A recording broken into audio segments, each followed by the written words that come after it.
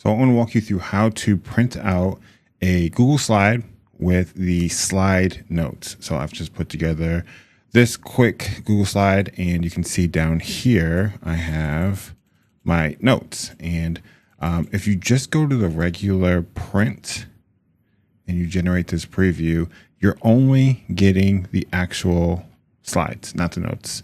So to get the notes into the print, you would go back to File, and in File, you're going to go to Print Preview.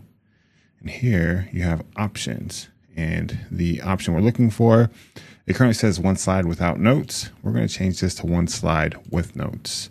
You can see here that now that slide is in a border, and the notes are underneath the slide. And you have one slide per page. So what I would do from here is hit print. And now you can see in the print preview that this slide has all of our notes. If I were to print it, this is what it would look like. So that is how you're going to print this with the notes attached. And I'm not going to go through all these, but these are just 10 reasons you might want to print slides with notes. So I hope it helps. If it does, do me a favor, like the video, subscribe to the channel. Thanks so much. See you next time. Bye.